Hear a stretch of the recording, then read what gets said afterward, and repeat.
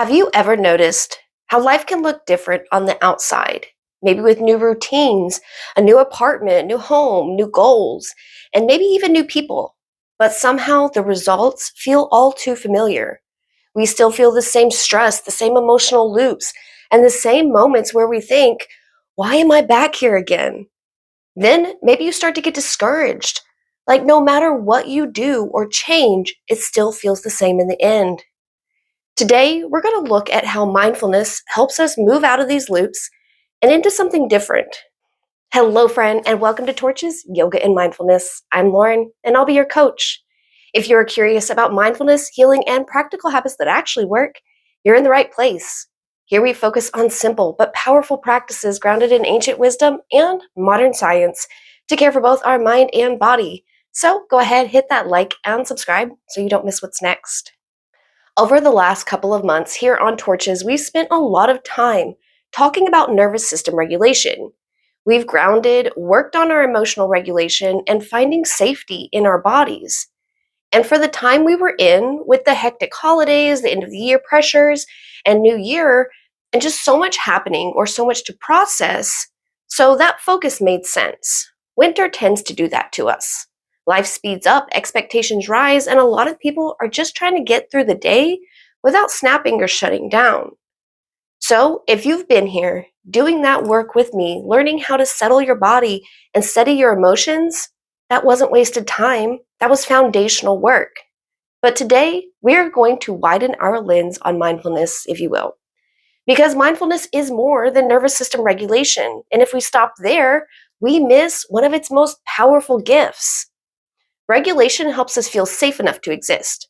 Mindfulness helps us decide how we exist. And for this next season, we're moving from stabilization to intentional living. This video is a bit of a bridge. It's a transition out of a very narrow understanding of mindfulness and into a much fuller one. We're still going to talk about the science that supports mindfulness. And of course, we are still going to talk about mindful living practices. But we're also going to talk about how mindfulness helps us build a life that actually fits us. Last year, we covered the foundations. So this year, let's call it Mindfulness 102. I feel like somewhere along the way, the general consensus of mindfulness boxed it into being synonymous with calming down. And calming down and having those practices and skills is useful and very important. But that's not the whole picture. At its core, mindfulness is awareness. Awareness of what's happening in our body, yes, but also awareness of our thoughts, habits, values, and our patterns, especially our patterns. One of the simplest mindful living practices I teach is called pattern spotting. Instead of asking, how do I stop this? Or why does this keep happening? Stop analyzing it and trying to logic your way through it. That is a form of resistance. Just notice when it shows up. For example, noticing that we are always feeling tense on Sunday nights, or that certain conversations consistently leave us feeling exhausted, or if we find ourselves numbing out and scrolling for hours after some emotion-triggering event. Just notice, not to change anything, just to collect information. And that right there starts to loosen the grip of the pattern. I used to get frustrated early in my practices. They would say, don't try to fix it, don't judge it, just objectively bring it to your awareness. And I'd be out here like, okay, then what? Like there had to be another step, another instruction, something that I was supposed to do next. But what I've learned over time, both personally and through the science, is that there actually isn't another step you have to force. Once we are able to, without judgment, bring something into our awareness, our systems just know how to respond. Awareness isn't passive, it's corrective. The moment something is fully seen without shame or resistance, it starts to reorganize on its own. Like imagine you're walking around your house at night. There are no lights on, so you stub your toe on the coffee table, you bump into corners, and you're struggling because you can't see where everything is. You finally make your way over to the wall, turn the light switch on, and now your problem is solved.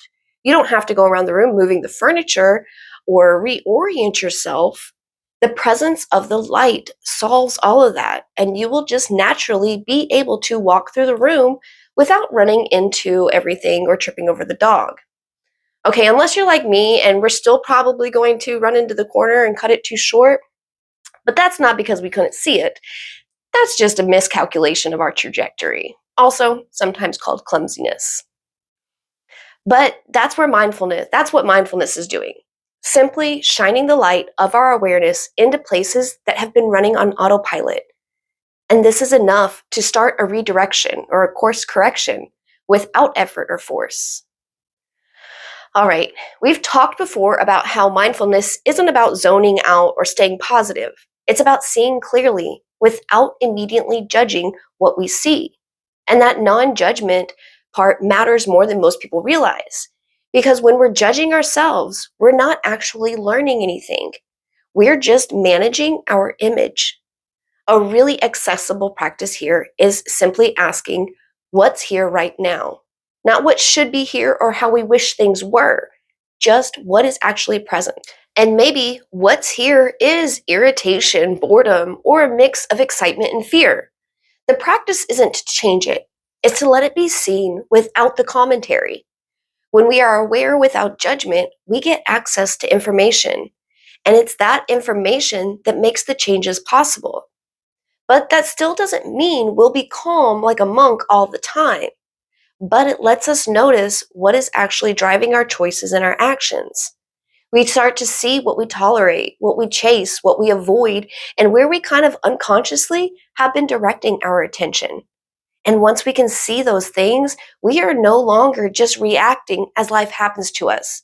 Now we have choice. That's the difference between regulation and transformation. A lot more research is being done, and so far, it's showing that mindfulness doesn't just help with stress, it changes how our brains process information. When we practice mindfulness, areas of the brain associated with attention, emotional regulation, and decision making become more active and more connected. So for us, that means we have better focus, less reactivity, and more pause between stimulus and response. And I've said it before, that pause is everything because most of our stuck patterns don't come from conscious choices, but from automatic ones. The pause doesn't have to be long or dramatic. Sometimes it's just the space to ask, is this habit or choice?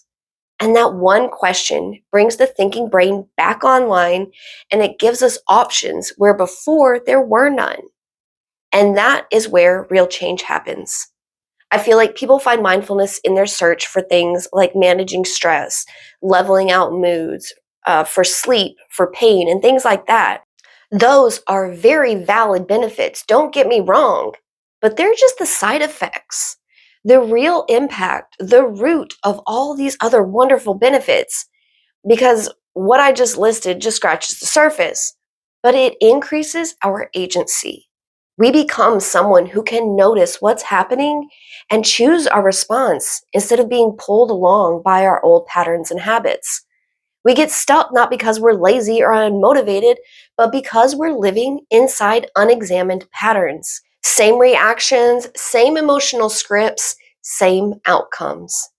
Basically, different faces, same story.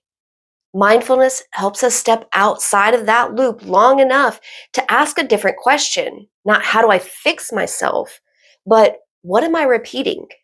And this shift changes our whole approach. And this is where mindfulness starts to get practical, personal, and sometimes a little uncomfortable. And that's where working one on one with a coach like me helps with our guiding support.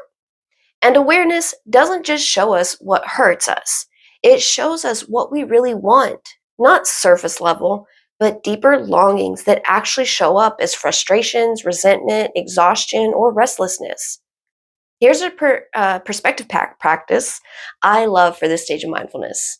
When you want something, ask yourself, does this bring energy or does it come with pressure? Desire tends to feel alive and spacious, whereas conditioning tends to feel heavy, urgent, or fear based. Mindfulness helps us feel the difference instead of intellectualizing it. When we slow down long enough to notice those signals without immediately silencing them, we start to see where our life is out of alignment. When we don't judge them with shame, they begin to guide us. Mindfulness doesn't tell you what to do with the information you find. It just makes sure you actually have it. And from there, we can begin to choose differently. Once awareness is there, the actual practice is pretty small. We set boundaries earlier rather than later. We say no without needing to over explain. We recognize when we're chasing approval instead of fulfillment. We speak more honestly and notice when we're abandoning ourselves to keep the peace. These are not small changes, they are life shaping ones. In relationships, mindfulness helps us notice when we're shrinking or over functioning.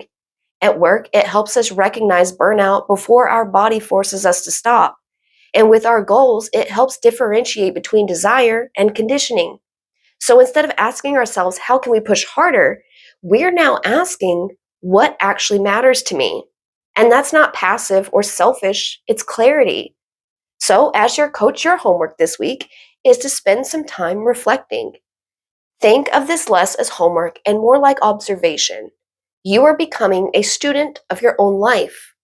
I definitely encourage you to take this to pen and paper, but at the very least, take some time to consider these questions.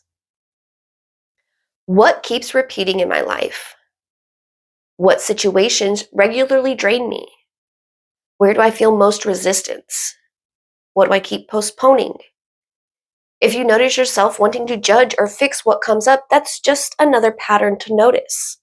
I will leave these in the description below for you to come back to later throughout the week. While you're pondering these questions, remember, these are not things to fix. Just notice what comes up. Awareness comes before action, always. Mindfulness isn't about becoming someone else, it's about becoming more fully yourself. So, as we move into this next season here on Torches, we are expanding the conversation. We're shifting from mindfulness as a tool we use when things fall apart to mindfulness as the way to relate to our whole life. We're going to be talking about desire, choice, values, identity, and presence as a way of living, not just coping. And I've noticed also about 40% of you watching aren't subscribed yet. So make sure you hit that subscribe button and the little notification bell before you go so you don't miss what we are getting into this year. I do post 2 new videos every Monday, one at 6:30 a.m. and one at 9 a.m. Eastern Time. Next week, I'm going to tell you why you're stuck in old patterns and how to actually break free of them. All right, my friend, I am super excited to step into this next part of our journey together. Thank you for sharing a piece of your day with me. Stay present, stay kind to yourself, and I will see you soon.